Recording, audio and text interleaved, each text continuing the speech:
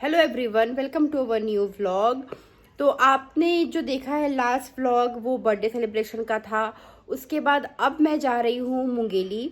जैसा कि जो डेली व्यूअर है मेरे, उनको आइडिया है कि नाना जी मेरे नहीं रहे और उनके कार्यक्रम में मैं गई हुई थी और फिर होली के टाइम वापस रायगढ़ आई थी। उसी टाइम पे ये बर्थडे पार्टी हुई थी और अब फिर मुझे वापस जाना था मुंगेली, क्योंकि नाना जी का दशगात्र तेरहवीं ये सारे जो कार्यक्रम है ये होने थे। तो मैं अभी अकेले ही जा रही हूँ मुंगेली और बच्चे और ये यहीं रहने वाले हैं। तो चलिए आगे आप देखिए क्या क्या होता है। बहुत ज़्यादा मैंने मुंगेली में व्लॉगिंग नहीं की, क्योंकि अलग सिचुएशन हो जाती है, आपको हर टाइम फ़ोन लेके पॉसिबल नहीं होता है। और मुंगेली एक बहुत टाइम बाद मेरा जाना हुआ है, बहुत टाइम मतलब सालों बाद गई थी। तो वहाँ लोगों को आइडिया भी नहीं है कि मैं व्लॉगिंग करती हूँ प्रॉपर, और हर टाइम मुझे फ़ोन रखना पड़ता है, वीडियोस बनाने पड़ते हैं। तो इसलिए मुझे थोड़ा सा हेजिटेशन भी हो रहा था कि मैं कैसे हर फंक्शन को रिकॉर्ड करूँ, तो मैं नहीं कर पा रही थी, तो वो हो नहीं पाया। थोड़े बहुत क्लिप्स जो मैंने निकाले वो मैं आपके साथ ज़रूर शेयर करती हूँ।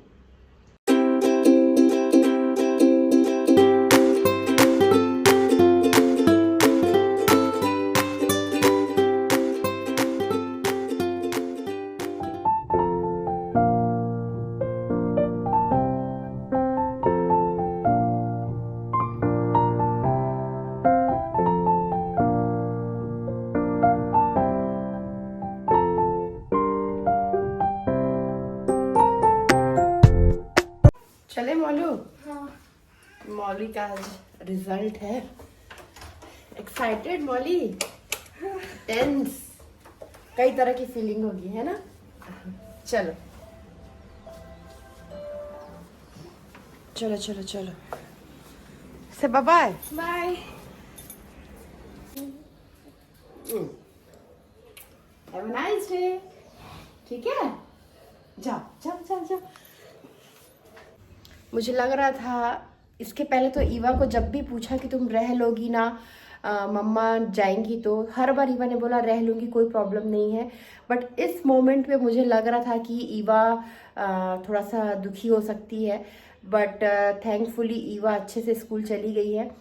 अब ईवा चली गई है ना, तो अब मैं रिलैक्स होके जा पाऊंगी। नहीं तो उसको ऐसे दुखी होके अगर वो जाती ना, तो या तो मुझे उसको लेके जाना पड़ता, और या फिर थोड़ा सा फील होता कि ईवा दुखी है।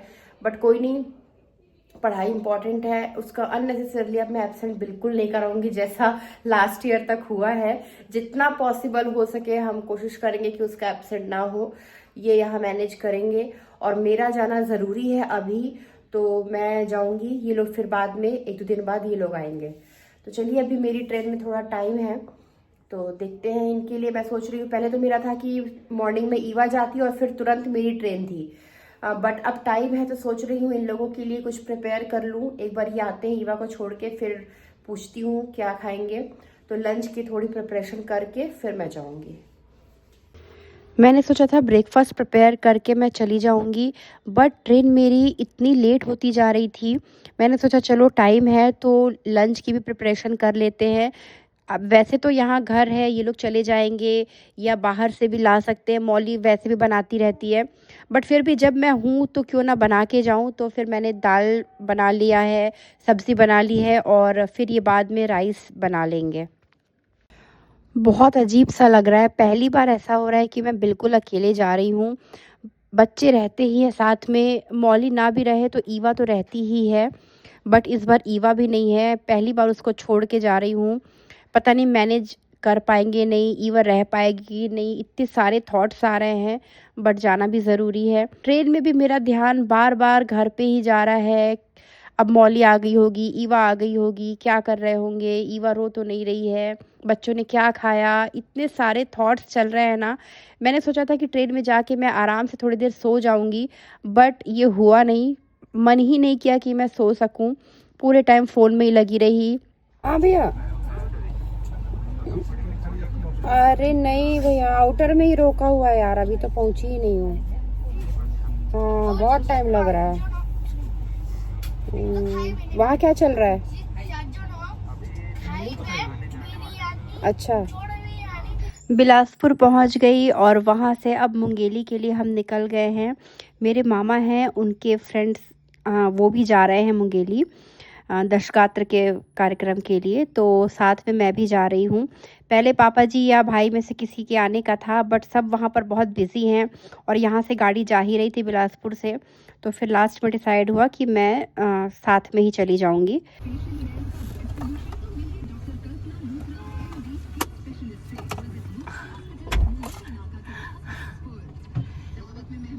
सीधे चले जाते हैं, सीधे सीधे चले जाए साक्षी भवन। जा सकती, सामान तो यहाँ रहेगा ना, सामान अमन छोड़ देगा। हाँ छोड़ देगा। आप नहीं दिख रहे, आप नहीं दिख रहे। ठीक है, ऐसी देख लेगी। वहीं चलना है फिर। ठीक है। ठीक है। कहाँ मैं 8:30 बजे पहुँच जाती बिलासपुर। अरे बहुत लेट हो गया। जो सब आदमी क्या पापा जी एक भी सीट अवेलेबल नहीं थी। साक्षी भवन जहाँ से दशगात्र का कार्यक्रम हो रहा था, जैसे ही मैं वहाँ पहुँची, सबसे पहले नाना जी की फ़ोटो नज़र आई। बहुत ही बुरा फील हो रहा था देख के, क्या से क्या हो जाता है अचानक। उसके बाद मैं वीडियो बना ही नहीं पाई, क्योंकि जैसे ही अंदर गई इतनी ज़्यादा भीड़, इतने लोग, और इतने सालों के बाद मैं सबसे मिल रही थी ना, तो फ़ोन निकालने का मुझे मौका ही नहीं लगा। मुझे याद ही नहीं आया लिटरली सबसे मिल के इतनी सारी बातें हुई, तो मैं उस टाइम पे व्लॉगिंग कर ही नहीं पाई। दशगात्र का कार्यक्रम हो गया, उसके बाद अब फाइनली 13वीं में मुझे ध्यान आया कि चलो व्लॉग कर लिया जाए। तो अब मैं 13वीं का ही कुछ क्लिप दिखा रही हूँ यहाँ पर। 13वीं में ये प्रेम भैया, मौली और ईवा भी आए हुए थे। ये प्रेम भैया और मौली तो निकल जाएंगे वापस रायगढ़, क्योंकि मौली का स्कूल स्टार्ट हो रहा है। ईवा को 2 दिन एब्सेंट करना पड़ेगा, क्योंकि ऑलरेडी ईवा 2-3 दिन मेरे बिना रह गई है, और अभी कल 1 दिन एब्सेंट होगा, फिर सैटरडे संडे है, तो मैंने सोचा ईवा को अपने पास ही रोक लेती हूँ। तो बस चल रहा है 13वीं का फंक्शन यहाँ पर। ब्राह्मण भोज जैसा कि आपने देखा हो चुका है, और अब बाकी लोगों का भोजन हो रहा है यहाँ पर दूसरी जगह पे साक्षी भवन में। उसके बाद शाम को पगड़ी रस्म का कार्यक्रम होना है। घर के बड़े सदस्य चले जाते हैं, उसके बाद उनसे जो छोटे हैं, मतलब अब जो घर के बड़े होंगे, उनके ऊपर सारी जिम्मेदारी आ जाती है। तो उनको पगड़ी पहना के ये रस्म की जाती है कि अब से घर की बागडोर जिम्मेदारी आपके हाथ में है।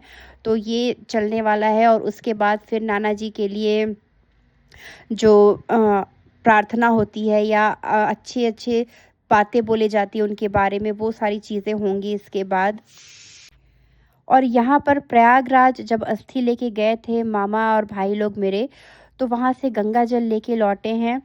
यहाँ पर गंगा जी की पूजा तो होगी ही, साथ में भैरव विदा किया जा रहा है।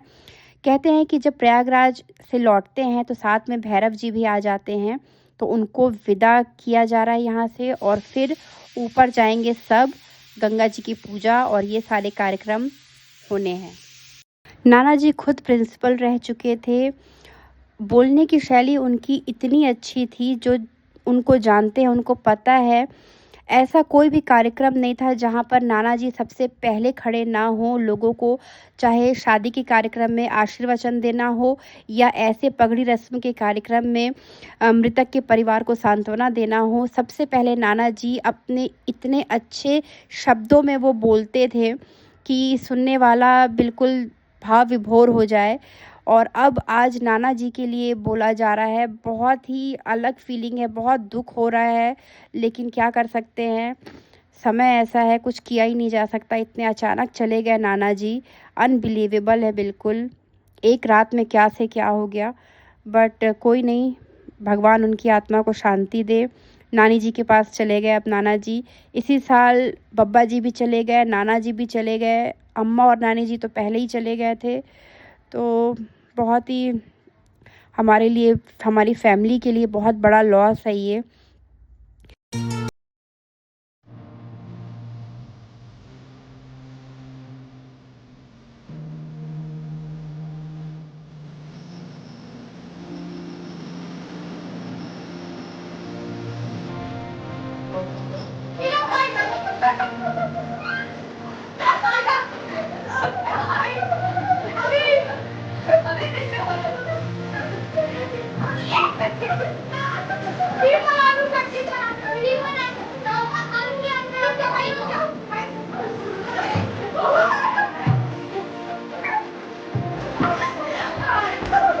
जितने दिन हम लोग वहाँ रहे, मोस्ट ऑफ द डे रात में हम लोग गपशप के लिए मेरी बुआ के यहाँ चले जाते थे। बुआ का घर भी वहीं है।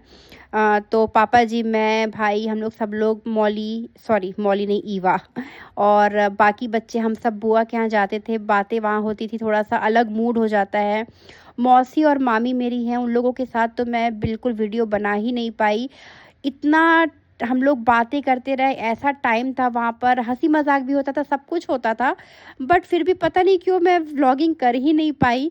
बट कोई नहीं, छमसी के टाइम जब मैं जाऊँगी ना, तो मैं प्रॉपर सबके साथ वीडियो बनाऊँगी। और अब फाइनली टाइम हो गया है मेरे जाने का। इतने दिन रहे, पता ही नहीं चला। 15-16 दिन मैं वहाँ पर रही। बीच में 2-3 दिन के लिए आ भी गई थी रायगढ़। बट बहुत अच्छा टाइम रहा। नाना जी की कमी थी, लेकिन फैमिली के साथ ऑब्वियसली अच्छा लगता ही है। तो चलिए, अब रायगढ़ के लिए निकल रहे हैं मैं और ईवा। मिलते हैं नेक्स्ट व्लॉग में। आई होप आपको हमारे वीडियोस पसंद आ रहे हैं। अगर आ रहे हैं तो प्लीज़ चैनल सब्सक्राइब कर लीजिए, फ्रेंड्स एंड फैमिली के साथ शेयर करिए। मिलते हैं नेक्स्ट व्लॉग में, तब तक बाय बाय।